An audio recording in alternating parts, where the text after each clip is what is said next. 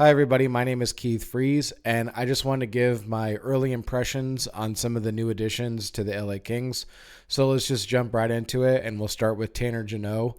I would say that Tanner's doing a really good job of defining that role of what the fourth line should be, which is just tough, north south, forechecking, pressure, hits. He's doing all of that stuff, and you can tell that he's not the center, obviously, for that line. And typically, the center is the guy that's driving that line.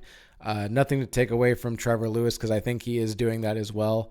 But you can just see that Tanner, the way he's playing, is kind of leading that line into sticking to that role of playing hard, again, forechecking tough.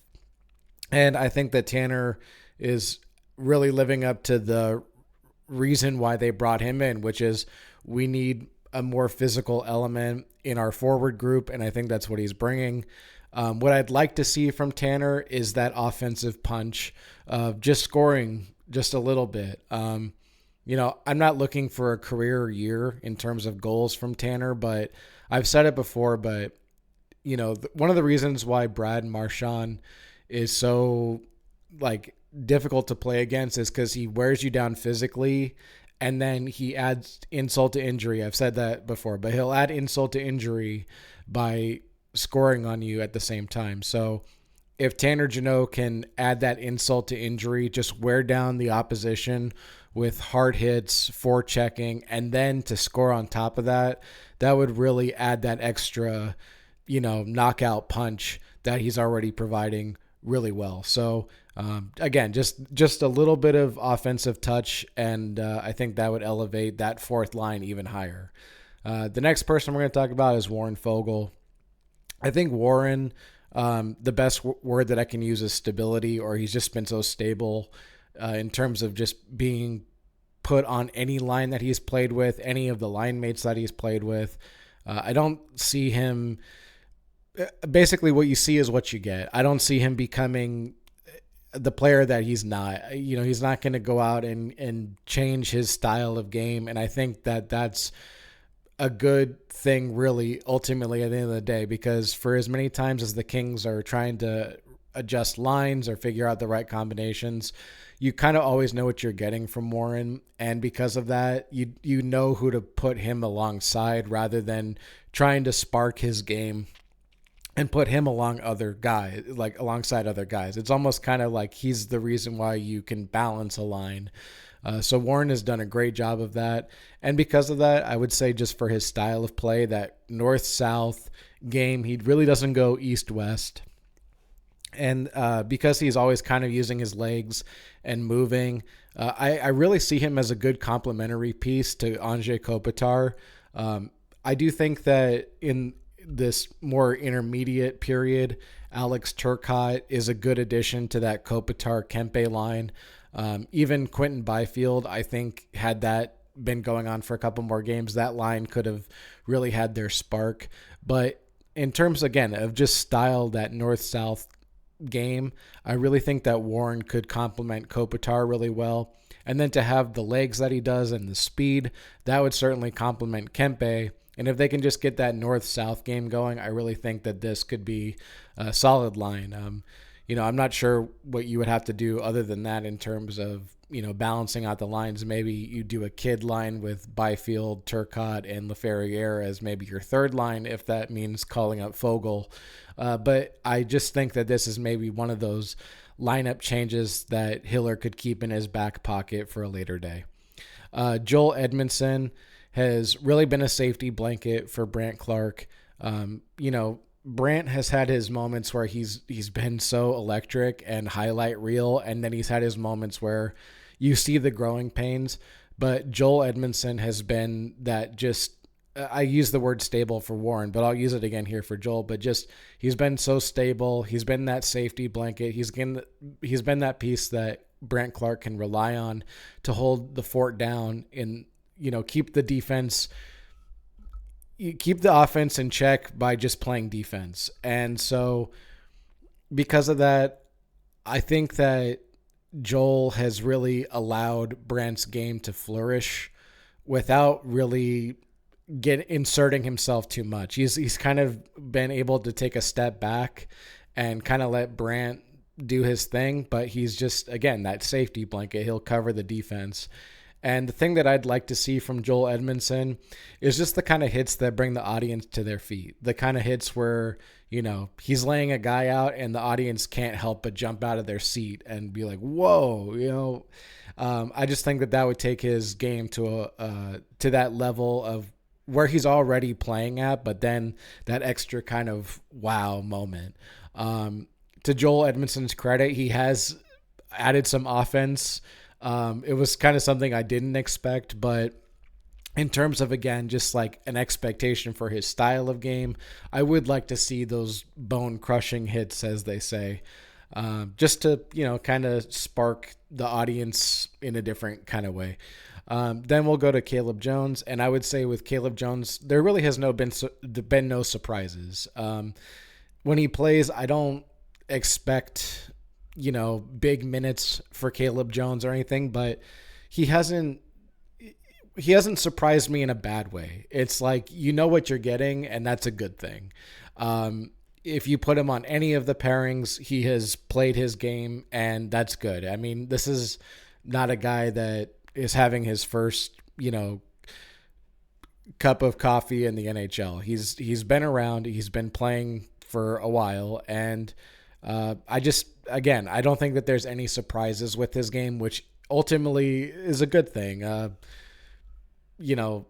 I think it was Zach Dooley who said it about somebody. I forget who he was talking about, but he said something like, because I think he said it about Kyle Burrows, but it's like, but because you're not standing out, that's actually a good thing. I would say that kind of applies to most guys when they aren't standing out. It's like, if you're not standing out in a good way, you're not standing out in a bad way, you're stand out in kind of a weird way. But Caleb Jones, I think, again, there's just been no surprises with this game. You know what you're getting, and he's a really solid piece that they added to their defensive core. And I would say because he's kind of got that offensive game in his repertoire, I'd like to see him be the ace up the defense's sleeve, meaning that we know Brant Clark has been, listed as an offensive defenseman, and it's showing. We know Jordan Spence has offense in his game, and we've seen that throughout his career. Drew Doughty, when he comes back, we know he can add that offensive spark. Joel Edmondson has added offense, but Caleb Jones really has that ability to add offensive output as well. And if Caleb Jones can start, getting a litany of assists here, or even adding the occasional goal, I think he's the only skater on the Kings that has yet to score a goal so far this season.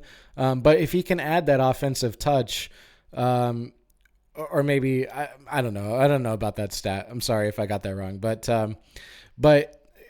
the point is that if he can add that offensive touch to the Kings' back end, now oppositions have to deal with Brant Clark and Jordan Spence and Drew Doughty and Caleb Jones. It's like, don't give the defense a chance to, or the opposition a chance to be like, okay, they rolled out Caleb Jones. Okay, like, we don't have to worry too much about them adding offense from the blue line on this line.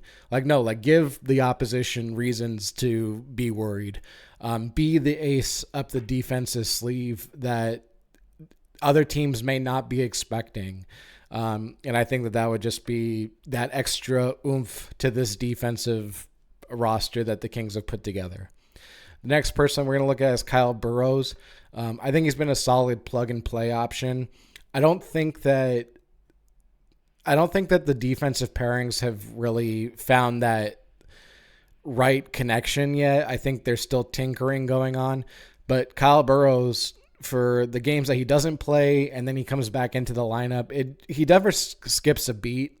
He's always kind of just the same guy, game in and game out. And to be sat and then play, for that kind of thing, a guy might lose his rhythm, but Kyle never seems to do that. So again, he has been a solid plug and play option. And I would just say that the one thing I'd like to see Kyle Burrows do, is just become a shadow defender. Shadow defender is a term that I use. I don't even know if it's an NHL term, but I call it what I call it, shadow defending, because it just basically means that you stick to the opposition one-on-one like they're their shadow. So if there's a guy that's got the puck, you just stick to him and you don't let him have space to operate. The reason why I think Kyle Burroughs would be a good shadow defender is, to me, in my opinion, I think a shadow defender works best when the defender doesn't have to play physical, doesn't have to play rough, doesn't have to go out and make hits or anything like that. And not that they're on the smaller side, but th'ey're not typically the 6'3", 6'4" defenseman. I think Kyle Burroughs is like 6 feet, 6'1". So he's right in that perfect height to be a shadow defender. He can stick to you. He can kind of wear you down. His defensive game is sound. So that's why I think him being a shadow defender actually could really be a big element of Kyle's play. So imagine the puck goes into the boards. The opposition's got the puck on their stick, and he's just kind of, grinding with the opposition, just kind of forcing him to stay on the boards, not giving him space to operate, just sticking to him. And if nothing else, what that does is it forces the play 5-on-5 to become 4-on-4 for everybody else. So if everybody else in the Kings is doing their job, they're in position, they're taking away the other players from the other team, then that one-on-one battle between Kyle and whoever he's up against should, again, create that 4-on-4 option for the Kings, which in certain ice situations could really be beneficial. And finally, I'll just say of Darcy Kuemper that he's been aggressive. And when I say aggressive, I don't mean that in a bad way. The whole word coming out of training camp was physicality, or guys playing tough, or whatever, grit, and all these other verbs or whatever, but for me, Darcy Kuemper was doing this kind of thing where he was playing physical or aggressive in his own right, just simply by coming to the top of his crease and challenging shooters. And also he is a stand-up goaltender more often than not. And he just uses his big frame to intimidate. He almost kind of has that mentality of like, okay, you want to bring it into my zone? Like, come on, like, show me what you got. Shoot. Like, I'm going to stop it, but go ahead and shoot. That's kind of his mentality. So that's what I mean by he's playing aggressive. He's not afraid to, again, come to the top of his crease.